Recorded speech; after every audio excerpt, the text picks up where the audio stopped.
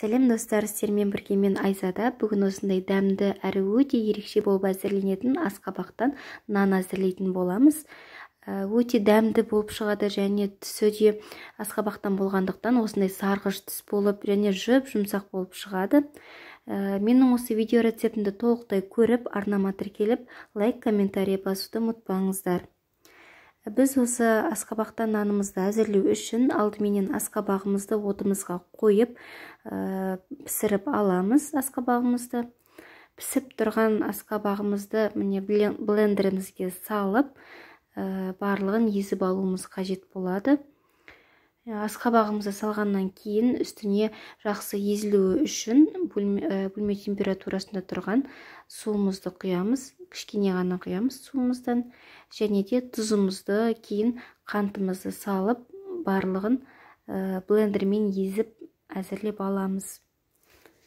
Барлығы араласып, осындай пюре болып шығуы қажет. Түсі де қазірдің өзінде өте әдемі болып шығып тұр асқабағымыздың. Кейін дайын болып езілген асқабағымызды бөлме температурасындағы жылы суға салып араластырамыз.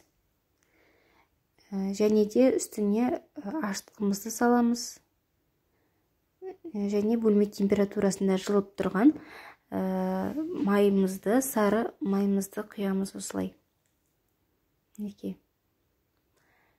Барлығын құйып араластырып, бетін жауып, жылы жерге ашығанға дейін қоямыз. Ашымамыз. Біздің ашытқымыз дайын болды. Дайын болған ашытқымызды ендігі ұнымыздың үстіне құйып, нанымызды илейміз. Нанымызды илеген кезде өте қаттырақ басып илеудің қажеті жоқ, өйткені біздің нанымыз жұмсақ болмай тығыздалып кетуі мүмкін. Сол себепті жай ғана осылай илеп шығамыз. Нанымыз дайын болғаннан кейін қолымызға сәл ғана жабысып тұру қажет. Сол кезде осындай қолымызға жабысып тұру қажет кішкене. Және бетіне сұйық майымызды құйып, жылы жерге көтерілгенге дейін қоямыз.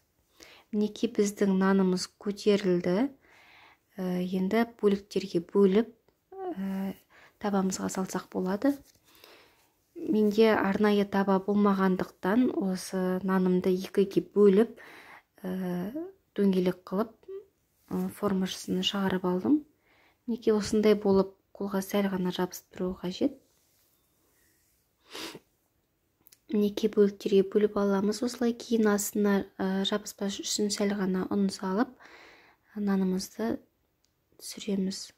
Ұнды көп салу қажеті жоқ, өйткені нанымыз қатайып кетуі мүмкін. Осындай қылып, мен дөңгелек формасын жасап алдым осылай. Қаттырақ баспаймыз.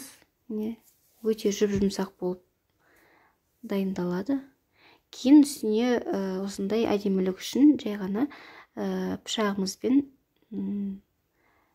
тіліп шықтым осылай. Өздеріңіздің қалауларыңыз бойынша салсаңыздар болады. Үстіне узор дейді ғой, узорымызды.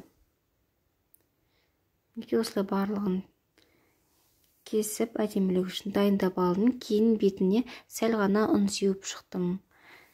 Ендігі кезекте біз табамызға 180 градуста 30-40 минутта пісіріп аламыз. Осымен біздің нанымыз дайын болды. Сіздер де әзірлеп көріңіздер, дәмі де өте ерекше болып шығады.